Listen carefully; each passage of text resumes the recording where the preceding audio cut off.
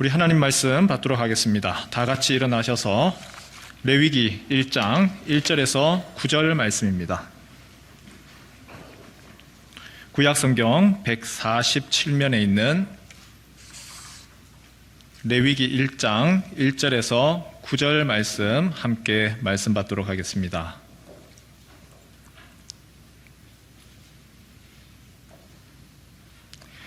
여호와께서 회막에서 모세를 부르시고 그에게 말씀하여 이르시되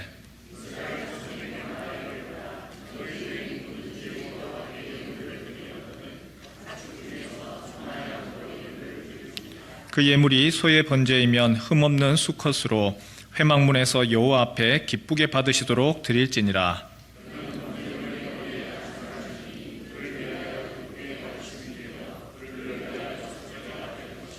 그는 여호와 앞에서 그 수송아지를 잡을 것이요 아론의 자손 제사장들은 그 피를 가져다가 회막 문 앞 제단 사방에 뿌릴 것이며 제사장 아론의 자손들은 제단 위에 불을 붙이고 불 위에 나무를 버려놓고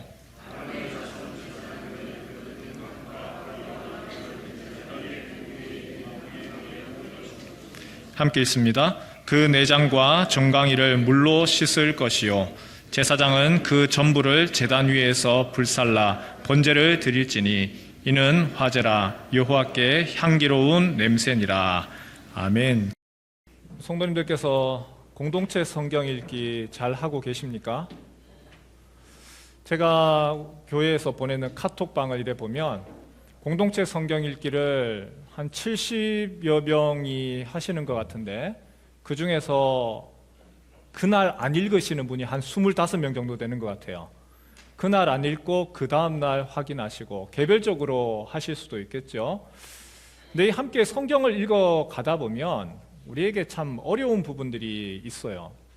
창세기를 처음 시작을 하면 창세기는 재미가 있죠. 아담 이야기, 노아 이야기, 아브라함 이야기, 그 이후에 야곱, 요셉 이야기까지는 이야기니까 이야기로서 재밌습니다.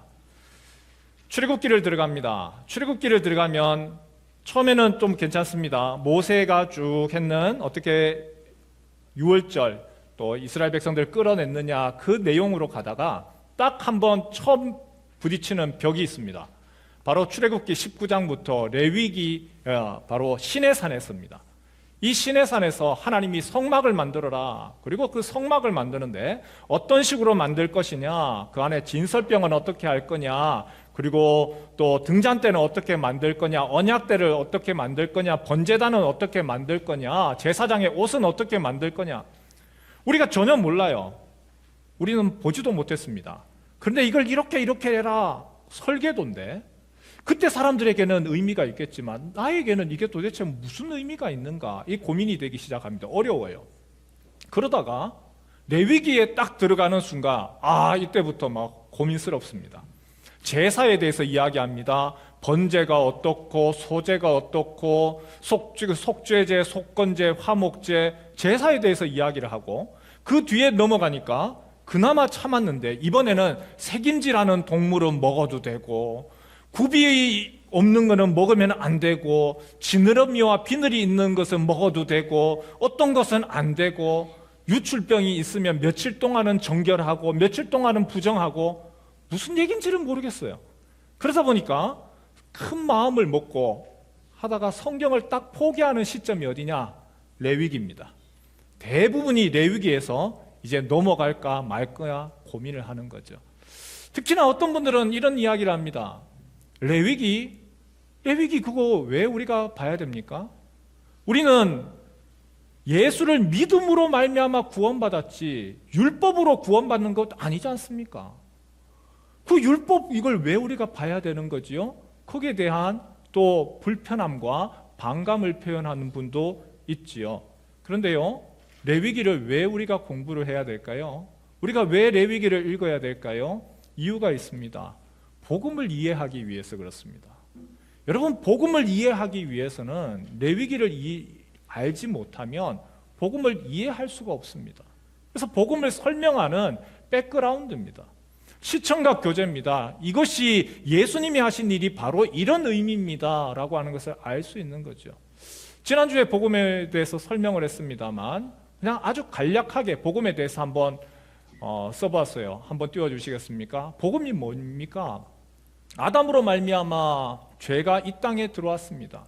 그래서 우리가 죄와 사망 아래 비참한 상태에 놓였습니다.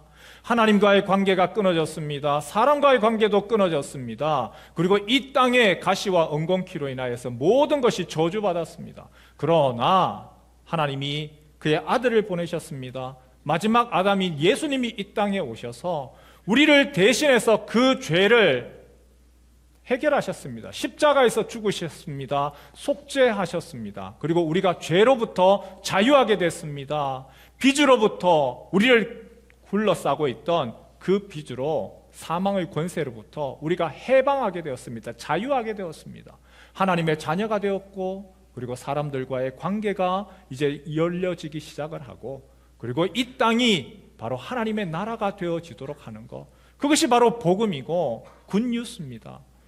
여러분, 이게 복음인데 이 복음을 설명을 하기 위해서 노란색 한번 볼까요? 죄와 사망 아래 놓였다. 이게 도대체 무슨 말이죠? 거기에 대해서 그 죄를 해결하기 위하여서 예수님이 대신 죽으셨습니다. 십자가에서 죽으셨습니다. 오늘 찬양대가 했던 거, 예수의 피밖에 없네, 피밖에 없네. 예수의 피 도대체 왜 자꾸 피 이야기를 합니까? 피가 무슨 의미가 있다고요? 그리고 자유하게 되었습니다. 무슨 자유를 이야기를 합니까? 여기에 대해서 레위기가 바로 그 내용을 얘기를 합니다. 레위기의 내용, 핵심되는 내용이 바로 포함되어 있죠. 복음의 핵심되는 개념, 바로 이것을 통하여서 예수님이 하셨습니다. 우리 히브리서 말씀 같이 한번 읽어볼까요? 10장 19절 말씀 같이 한번 읽겠습니다. 시작. 형제들아, 우리가 예수의 피를 힘입어 성소에 들어갈 담력을 얻었나니, 예수의 피를 힘입어서 성소에, 하나님의 계신 곳, 그 성소, 거룩한 곳에 들어갈 수 있습니다. 이 내용 히브리서 9장 12절, 염소와 송아지의 피가 아니라 오직 자기의 피로, 예수의 그 피로, 하나님의 아들의 피로 영원한 속죄를 이루셨습니다. 그래서 단번에 성소에 들어갈 수 있게 했습니다. 복음을 설명을 하기 위해서 바로 예수의 피, 염소와 송아지의 피, 속죄에 대한 부분, 바로 레위기 이야기예요. 레위기는요, 모세 오경, 창세기, 출애굽기, 레위기, 민수기, 신명기, 모세 오경, 토라라고 하는데 가장 가운데 있으면서도 핵심되는 내용이 레위기입니다. 이 레위기의 내용이 어떻게 되느냐? 레위기의 내용은요, 한 율법사가 예수님께 물었습니다. 가장 큰 계명이 무엇입니까? 가장 큰 계명이 무엇이냐라고 물을 때에 예수님이 이렇게 이야기하셨습니다. 먼저는 하나님을 사랑해라. 그리고 둘째는 이와 같으니, 누구를 사랑하라고 했죠? 이웃을 사랑해라. 이것이 바로 율법과 선지자의 강령이니라. 하나님 사랑 그리고 이웃 사랑, 이 두 가지가 율법의 가장 핵심이다. 레위기는 어떤 책인가 하면 바로 이 내용, 하나님 사랑과 이웃 사랑을 알려주는 책이죠. 표를 한번 보여볼까요? 레위기가 이렇게 구성이 되어 있어요. 우리가 보았을 때는 제사가 어떻고 저떻고 부정하니, 그 다음에 어떤 것은 먹어도 되고 안 되고, 정결은 어떻게 해야 되고, 오늘 레위기 18장을 우리가 함께 보았는데 거기에 보니까 근친상간 하면 안 된다. 그리고 그뿐만이 아니라 남자와의 관계도 하지 마라, 수간도 하지 마라, 그리고 남의 여자 그게 대해서 하지 마라. 레위기가 두 개로 딱 나누어집니다. 하나는 무엇이냐면은 하나님 사랑을 어떻게 할 거냐, 그게 바로 제사지요. 하나님 앞에 어떻게 제사를 드릴 것이냐, 하나님 앞에 어떻게 예배할 것이냐. 레위기의 전반부는 하나님 사랑입니다. 후반부는 무엇에 대해서 이야기할까요? 이웃과 어떻게 할 거냐. 너희가 하나님 나라의 백성이다. 이제는 너희가 애굽의 풍속 쫓지 말고 가나안 땅에 있는 이거 하지 말고 하나님 나라의 백성으로서 너희가 살아가라. 너만 혼자서 살려고 하지 말고 같이 함께 살아가라. 종이라 할지라도 그 사람에게 시간이 지나서 안식년이 되고 희년이 되면 풀어줘라. 그 사람이 살 수 있도록 해라. 레위기의 두 가지 내용, 바로 하나님 사랑과 이웃 사랑에 대한 내용, 예수님이 바로 이 내용이 가장 중요하다. 그래서 레위기는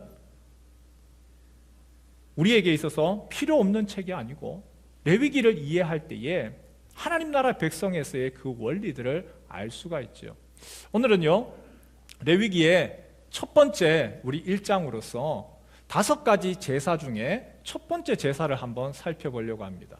첫 번째 제사, 5가지 제사 중에서 제일 첫 번째 되는 제사의 이름은 이렇습니다. 같이 한번 따라해 보실래요? 번제. 번제라고 할 때 이 번자는 태울 번을 말합니다. 영어로 이야기할 때도 burnt offering이라 해서 완전히 태워드리는 제사. 하나님 앞에 모든 제물을 가지고 그것에 대해서 다 모든 것을 태워드립니다. 첫 번째라고 하는 것은 의미가 있어요. 5가지 제사가 있지만 그 중에서 첫 번째라는 얘기는 제일 중요하다는 의미입니다. 그리고 또한 이 번제라고 하는 것은 뒤에서 설명하겠지만 이 번제는요, 율법이 모세가 있기 전에, 하나님이 모세를 통해서 율법을 있기 전에 이미 주셨어요. 아브라함에게 번제를 했습니다.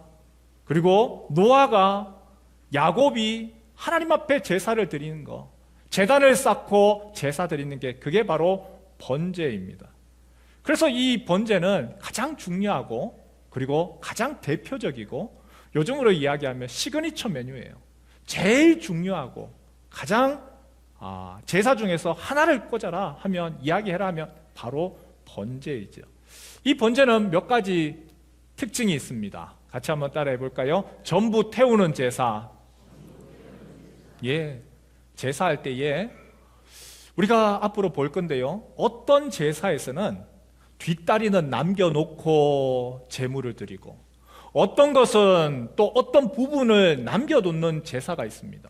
그래서 그 남겨둔 것을 가지고 자기가 먹기도 하고 제사장에게 드리기도 하고 동네 사람들과 함께 먹기도 합니다. 하지만 번제는요, 온전히 다 하나님께 올려드리고 그리고 다 태워서 드리는 제사입니다. 유학생활을 할 때에 유학생들이 한 달에 한 번씩 유학생회를 합니다. 그러면 유학생회 모이면은 식사 준비를 하는데 각자가 음식을 가지고 오고 그리고 고기를 구워요. 그 나라가 우리나라보다 고기값이 뭐 한 3분의 1, 4분의 1 싸거든요. 그러면 고기를 굽는데 그 고기를 굽는데 이 목사님이 구우면, 유학생이니까 그분도 목사님입니다. 이 목사님만 구웠다 하면 고기를 완전히 다 태워오는 거예요. 먹을 수가 없어. 새까매. 그래서 다들 타박을 하는 거예요. 왜 그렇게 고기를 못 굽냐고. 죄송합니다. 제가 구약신학 전공입니다. 구약신학이 뭐죠? 다 태워서 드리는 거예요. 여러분, 저는 실천신학입니다. 실천신학은 어떤 신학이냐면 교회 안에서 설교, 전도, 찬양, 실제적인 일을 하는 거예요. 그러니까 고기를 구워도 노릇노릇하게 잘 구워요. 근데 구약신학을 한 이 목사님은 다 태워드리는 거예요. 여러분, 번제는요, 다 태워서 올려드립니다. 완전히 태워서 전부 태웠고, 그리고 번제에서는 제사장도 제물 취하는 것이 없어요. 제사 드리는 사람도 남기는 것이 없어요. 하나님께 온전히 올려드립니다. 가장 기본적이고 그리고 가장 중요한 제사. 두 번째, 이 번제의 특징이 있습니다. 함께 따라할 거예요. 향기로운 제물. 향기로운 제물. 이 번제를 이야기를 할 때에 이 번제에 그 히브리어 단어가 있습니다. 태우다. 그것이 히브리어 올라입니다. 올라. 근데 독특해요. 올라, 히브리어 단어 올라인데 이 번제단에서 향기로운 제물, 다르게 하면 올라가는 제물이에요. 태워서 하나님께 향기를, 아름다운 향기를, 향기로운 것을 올려드린다라고 하는 것이 바로 이 번제입니다. 그런 이야기를 합니다. 하나님이 고기를 참 좋아하시는 모양이다. 채식보다는. 그 고기 냄새를 그렇게 기뻐하시고 좋아하시느냐? 그것이 아니고 하나님께 온전히 올려드리는, 불에 탄 그 향기를 전적으로 하나님께만 올려드립니다. 향기로운 제물이라고 하는 뜻을 가지고 있죠. 그리고 이 번제는요, 앞에서도 말씀드렸지만 전적인 헌신입니다. 내가 하나님께 모든 것을 드리겠습니다. 남기는 것이 없어요. 내가 순종하겠습니다. 내가 전적으로 주님 앞에 엎드리겠습니다. 하나님의 도움을 구합니다. 다른 제사, 어떤 제사보다 가장 기본적입니다.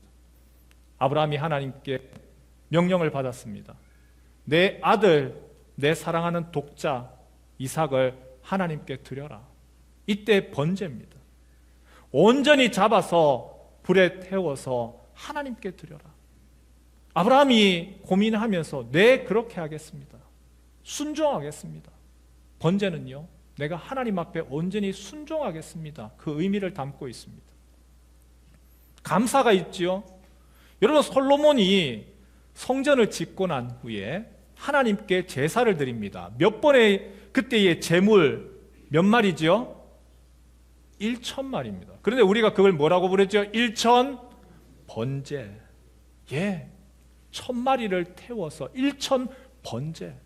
감사하여서 주님 앞에 내가 표현할 수 없어서 하나님 앞에 번제를 올려드립니다. 1,000 번제입니다. 사무엘상 7장에 보니까 블레셋이 이스라엘 백성들이 다 함께 모였다는 이야기를 듣고 그들이 무방비 상태, 아무 준비가 안 돼 있는데 군사를 데리고 들어옵니다. 그때에 많은 사람들이 두려워하지요. 걱정하지요. 사무엘을 향하여서 당신이 하나님 앞에 간구해 주십시오. 사무엘이 무엇을 할까요? 7장 9절 한번 읽어볼까요? 함께 읽지요. 시작. 사무엘이 젖먹는 어린 양 하나를 가져다가 온전한 번제를 여호와께 드리고 이스라엘을 위하여 여호와께 부르짖음에 여호와께서 응답하셨더라. 어린 양 한 마리를 가지고 하나님께 온전한 번제 안에는 순종도 있습니다. 감사도 있습니다. 그러나 하나님께 간구가 있습니다. 하나님 도와주십시오. 지금 우리 민족이 지금 모두 다 죽게 생겼습니다. 주님의 도우심이 없으면 안 됩니다. 그 번제, 그 예배, 그 경배, 그 간구를 들으시고 하나님이 도우시죠. 블레셋 사람들에게 모인 곳에 우레를 바라십니다. 뇌우를 통하여서, 번개를 통하여서 그들을 어지럽히고 그리고 이스라엘이 승리하도록 했습니다. 번제, 바로 이것이 번제입니다. 하나님 앞에 내가 온전히 순종하겠습니다. 예, 주님 원하시는 대로 순종하겠습니다. 네, 주님 나에게 감사한 거, 이걸 어떻게 주님 앞에 표현하겠습니다. 1,000 번제로서 주님 앞에 내 마음을 표현합니다. 그리고 번제, 주님 앞에, 하나님 앞에 번제를 올려드리며 주님 나에게 소원이 있습니다.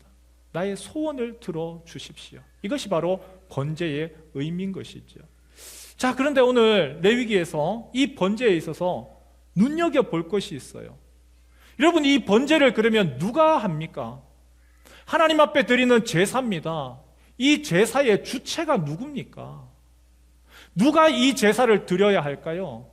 이 제사를 누가 집례해야 될까요? 우리 성도님 생각에는 이 귀한 제사, 하나님 앞에 순종으로 나아가겠습니다. 하나님 앞에 내가 감사의 표현을 하겠습니다. 주님께 내가 간구하며 나아가겠습니다. 이 번제 가장 기본적인 제사이고 하나님 앞에 드리는 예배에 있어서 이 예배의 주체가 누굴까요? 예배하는 사람입니다. 제사장이 아니고요. 제사장이 주체가 아니고 예배하는 사람이 바로 주체, 이 예배를 이끌고 나가야 되는 것이죠. 우리 생각에는 제사장이 제사장이니까 제사를 하는 것이라 생각을 하는데 그렇지 않지요. 앞에 한번 띄워주실래요? 표를 보면 이렇게 되어 있지요. 오늘 읽은 내용 2절에서는 너희가 흠없는 재물을 가지고 와라. 그리고 3절에서는 제사장이 그 흠없는 재물인지 확인을 합니다.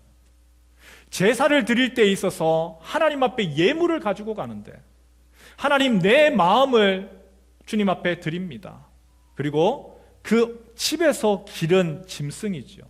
부자는 조금 여유가 있고 부자는 소를 가지고 하나님께 나아가고 그리고 내가 생활하는 것이 그냥 중산층 이 정도면 내가 양이나 염소를 가지고 가고 내 생활이 너무 어렵습니다 하는 사람은 집에서 비둘기나 아니면 산에서 비둘기를 가지고 갑니다.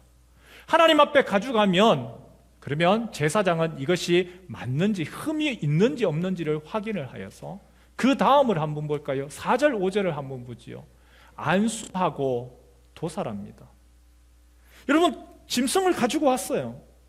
제사장한테 넘기면 끝이 아니라 제일 먼저 하는 것이 무엇이냐? 제사장이 흠이 없습니다 통과한 후에 그 짐승 위에다가 머리 위에다가 손을 얹습니다. 그리고 그 손을 얹는 거 안수합니다. 여러분, 안수의 의미가 뭘까요? 여러 가지 안수의 의미가 있습니다만 여기에서의 안수의 의미는 나와의 동일시입니다. 내가 주님 앞에 나의 몸을 드립니다. 나를 산 제물로 드립니다. 바로 하나님 앞에 기도하고 주님 나를 드리겠습니다. 안수합니다.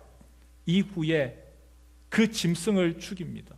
나를 주님 앞에 제물로 드립니다. 이때에 제사장이 하는 것이 아니에요. 그 짐승을 죽이는 거, 칼을 들고 찌르는 거 바로 제사하는 사람이 합니다. 내 몸을, 나 자신을 하나님께 제물로 드립니다. 그럴 때에 제사장은 무엇을 할까요? 피를 받아서 제단 사면에 뿌리는 역할을 합니다. 이후에 가죽을 벗깁니다. 제사를 할 때에 가죽채, 껍질, 스킨채 하면 이게 너무나 연기가 많이 나고 잘 타지도 않아요. 그래서 가죽을 벗겨야 돼요. 위에서부터 시작해서 밑에까지 가죽을 쫙 벗깁니다. 그리고 부위별로 토막을 냅니다. 각을 냅니다. 이때에도 누가 할까요? 제사장이 하는 게 아닙니다. 자기 자신을 자기가 자르는 거예요. 짐승을 가지고 오고 그 위에 기도했는 그 사람이 가죽을 벗기고 토막을 냅니다. 제사장의 역할은요, 그 부위, 짐승 잘랐던 것을, 각을 뜬 것을 올려놓는 겁니다. 나무를 벌려고 불을 피우고 올려놓는 역할을 합니다.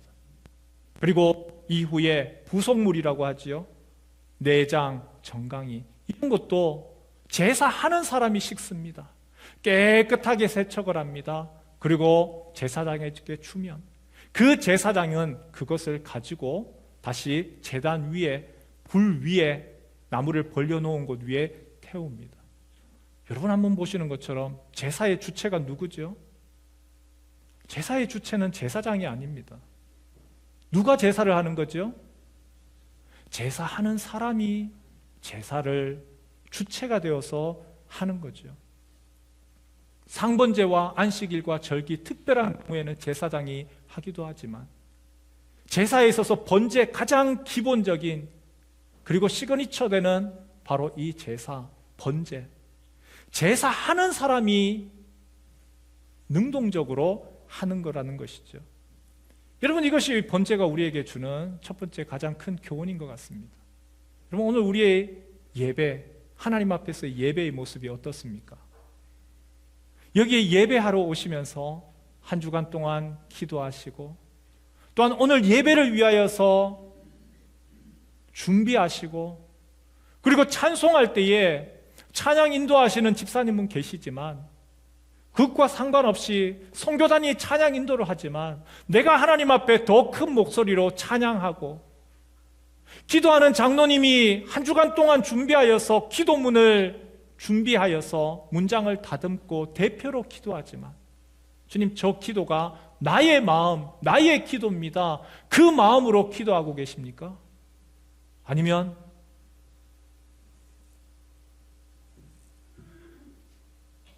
예수님의 이름으로 아멘 하십니까?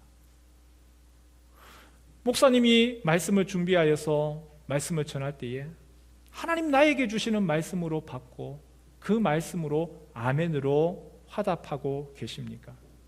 여러분, 예배의 주체는요, 예배의 주체는 우리 성도 각자 한 사람 한 사람입니다. 하나님 앞에 드릴 때에 내가 그 재물을 키워서 그 재물을 가지고 와서 거기에 안수하고 그리고 그 짐승을 죽이고 나를 죽이고 그리고 가죽을 벗기고 각을 내고 그리고 내장과 정강이를 씻어서 주님, 나를 주께 드립니다. 나를 산 제물로 드립니다. 그것이 바로 하나님이 원하시는 예배의 모습이라는 것이죠. 그러면 잠시 한번 우리가 궁금해하고 질문할 것이 있습니다. 그러면 목사님의 역할은 무엇입니까? 무엇을 하는 걸까요?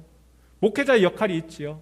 성도 한 사람 한 사람이 하나님 앞에서 예배자가 되도록, 하나님께서 원하시는 예배자로서 살 수 있도록 그들을 돕고 그리고 가르치고 알려주는 역할입니다.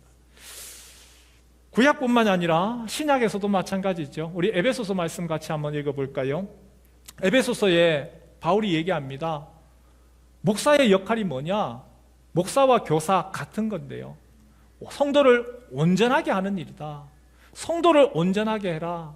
우리 같이 한번 에베소서 4장 12절에서 13절 말씀 개역개정으로 먼저 한번 읽겠습니다. 시작.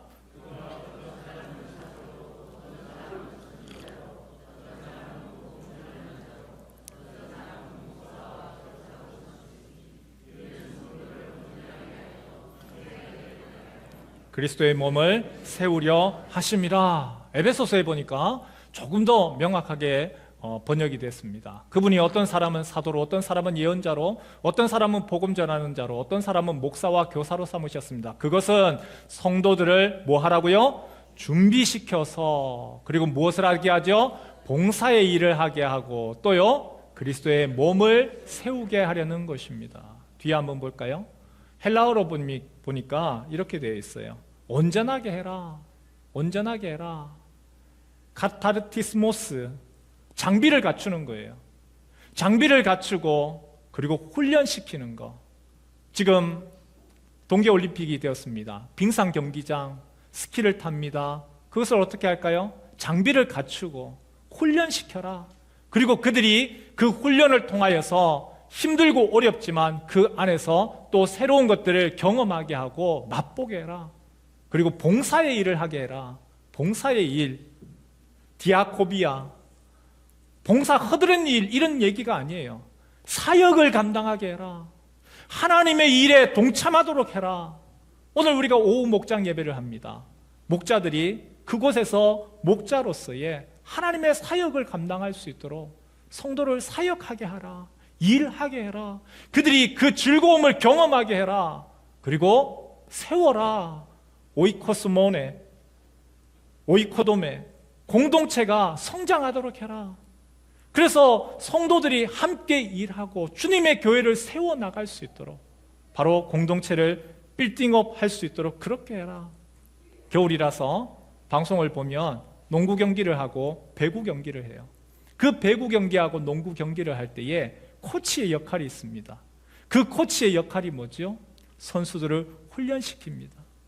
그리고 그 훈련시킨 선수들이 코치의 또한 작전에 의해서 움직일 수 있도록 그렇게 잘 훈련시키고 준비시키고, 그리고 그 성도들이 땀 흘린 그 땀의 결과를 경험할 수 있도록, 즐거움을 맛볼 수 있도록 그것을 뛰게 하는 것, 그리고 움직이게 하는 것, 땀의 열매를 경험하고 수확을 얻게 하는 것이죠. 이것이 바로 목회자의 사명인 것이죠. 칼빈이 기독교 강요 4권 3장, 바로 장로교의 원리죠. 목회자가 해야 될 일이 무엇입니까? 목회자는 성도들을 가르치고 훈련하여 교회가 스스로 세워지도록 해야 합니다. 목회자가 모든 일들을 감당을 하고 맡아 하는 것이 아니라 성도들을 훈련하여서, 그래서 가르치고 성도들이 교회를 세워나가도록 그렇게 하십시오. 웨스트민스터 신앙 고백서 30장 1절에도 마찬가지입니다. 교회의 왕이요 머리이신 그리스도께서 교회를 다스리기 위하여 교회 안에 직분들을 세우셨습니다. 목사의 사명, 교회를 책임지고 하는 것이 아니라 성도들이 그 일들을 할 수 있도록 훈련하고, 그리고 사역자로 만들고 예배자로 세워나가라. 여러분, 생명의 삶 광고가 나갔습니다. 오늘 오후 예배 때에 생명의 삶 신청을 받을 겁니다. 생명의 삶 하는 이유가 뭘까요? 바로 이 이유 때문이 그렇습니다. 하나님을 알고 하나님이 기뻐하는 예배자로 세워나가서 그래서 주님이 원하시는 그 사역의 일을 감당할 수 있도록 준비시키기 위해서이지요. 수영장 얘기가 있습니다. 수영장, 한겨울에 수영장에 아침반이 있고 저녁반이 있습니다. 여러분 생각에는 아침반하고 저녁반 중에 어디가 더 좀 강도가 높고 빡빡할까요? 아침이 힘들까요? 저녁이 힘들까요? 어디가 더 힘들 것 같아요? 아침 시간에는 출근을 해야 되잖아요. 그러니까 수영장에서 힘 다 빼고 가면 하루가 힘들어요. 하지만요, 저녁에 수영하는 게 더 어려워요. 야근도 해야 되고요, 회식도 있고요, 업무도 덜 마쳤고요. 수영장에 딱 가면 분위기가 어떠냐면 아침은 운동하려고 온 사람들 눈이 반짝반짝거리면서 힘들어도 시켜만 주면 내가 하겠습니다. 저녁에는요, 수영하면서도 야, 오늘 저녁에 끝나고 회식할까? 오늘 뭐 먹을까? 오늘 어떻게 닭 한 마리 어때? 그런 식으로 해서 분위기가 친교 분위기입니다. 근데 아침에 딱 가보면요, 수영에 이제 끄는 사람들이 운동하겠다고 굳은 결심을 한 사람들이 수영의 물에 딱 들어가 있죠. 풀에 들어가 있습니다. 코치는 바깥에 서 있습니다. 그리고는 체조를 하고 난 후에 가르쳐 줍니다. 수영을 이렇게 하십시오. 팔을 이렇게 뻗으시고 숨은 이렇게 하시고 그리고 자세 이렇게 하시고 보여줍니다. 그리고 난 후에 하는 얘기가 있습니다. 출발! 50m 2개, 100짜리 2개, 200짜리 3개 계속해서 돌려보냅니다. 처음에는 안 돼요. 물 먹어요. 힘들어요. 내가 하던 대로 해야 되는데 코치가 하라고 하니까 어려워요. 그래서 가서 힘들고 어려워서 갔다가 오면 코치가 그 다음에 무슨 얘기하냐면 회원님은요, 팔을 조금 더 뻗으세요. 회원님은요, 숨을 어떻게 쉬세요? 회원님은요, 다리 발차기가 잘못됐어요. 이렇게 하시면 좋아요. 그 얘기를 해줍니다. 그리고 난 후에 또 얘기를 합니다. 또다시 50m 3개, 100짜리 2개, 200짜리 3개 돌려보냅니다. 또 돌려보냅니다. 여러분, 교회가 바로 이 역할을 하는 거예요. 여러분, 우리 교회가 하나님 앞에서 예배합니다. 여기에서는 무슨 예배를 할까요?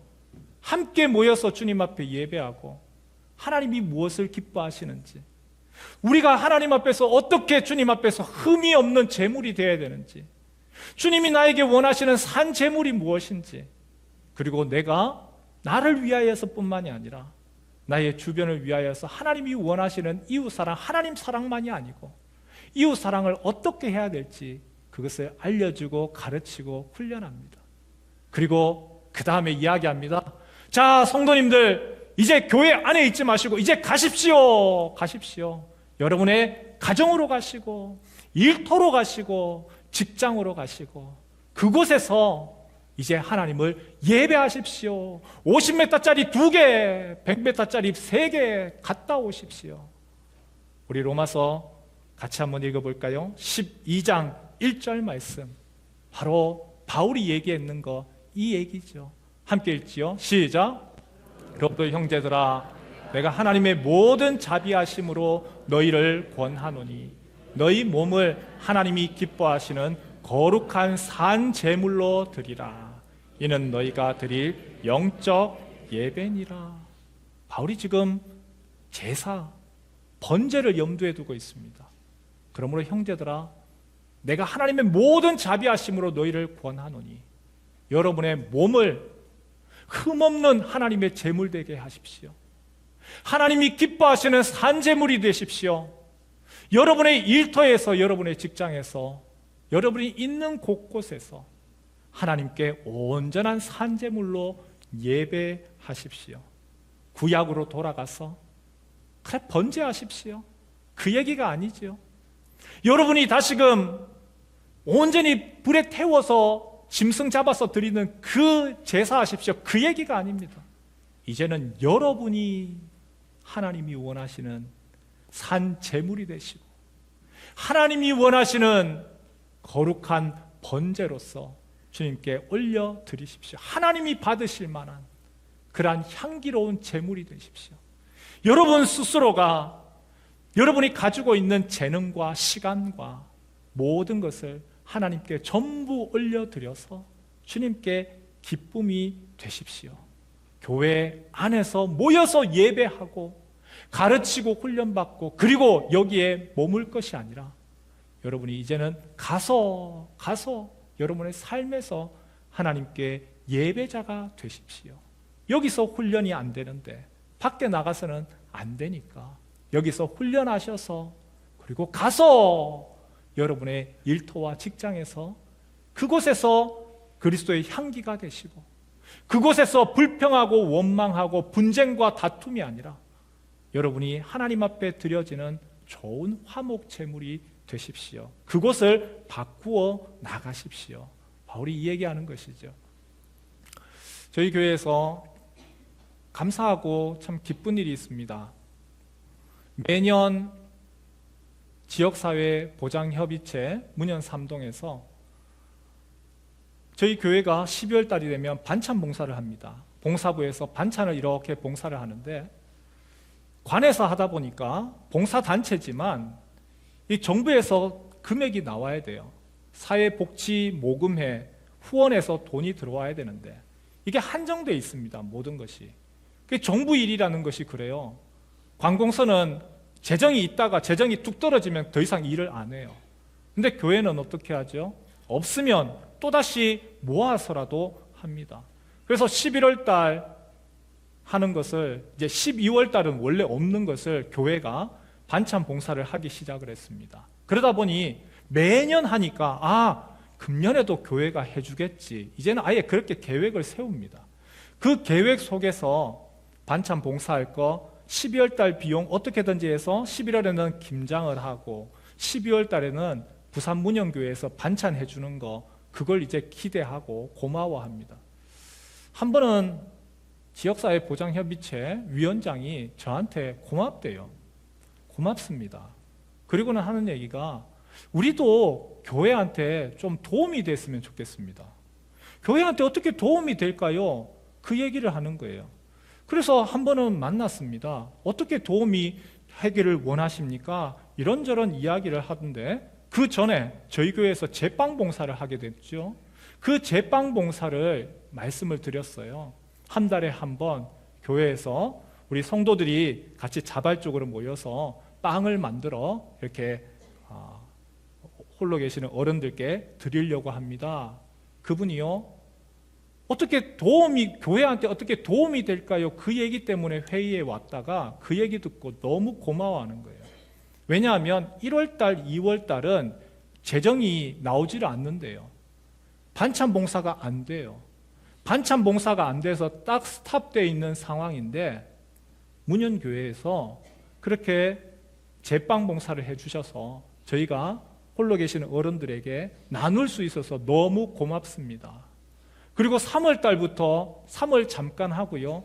선거가 있어서 90일 전에 선거 90일 전에는 또 할 수가 없어요. 또 못하는 거예요.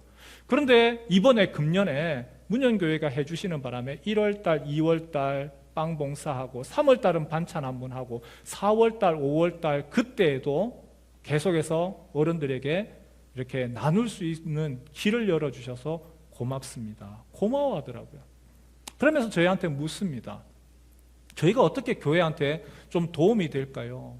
제가 할 수 있는 건데요. 바자회를 할 수 있습니다. 예? 바자회요? 아니 여기 1층에 보니까 주차장 좋으네요.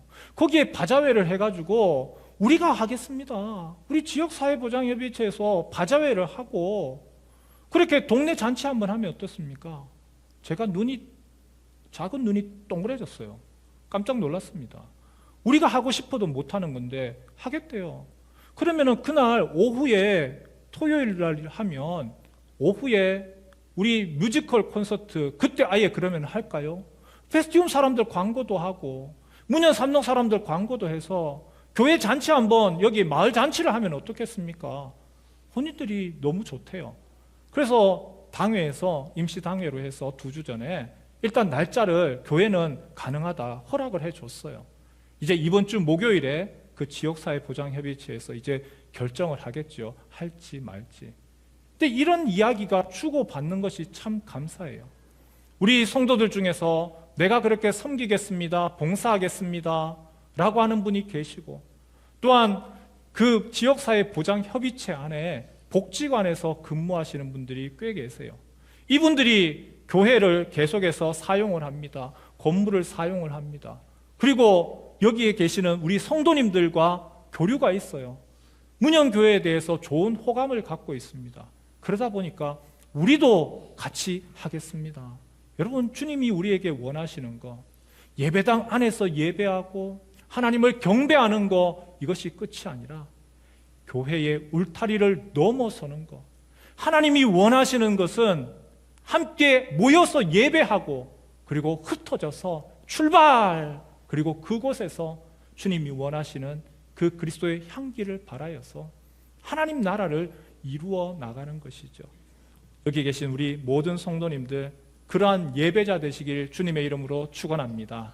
하나님이 기뻐하시는 예배, 강요해야 해서 억지로가 아니라 주님, 나의 모든 것 주님 앞에 드리기를 원합니다. 나의 시간, 나의 재정, 나의 명예, 나의 은사, 이것을 통하여서 주님이 영광받아 주옵소서. 그리고 하나님 앞에서 이곳에서 함께 기쁨으로 예배하고, 또한 이 울타리를 넘어서서 우리가 있는 곳에서 일터와 또한 우리의 삶의 모든 영역 가운데서 주님을 경배하는 산 제물로 주님께 올려지는 거룩한 예배자 되시길 주님의 이름으로 축원합니다.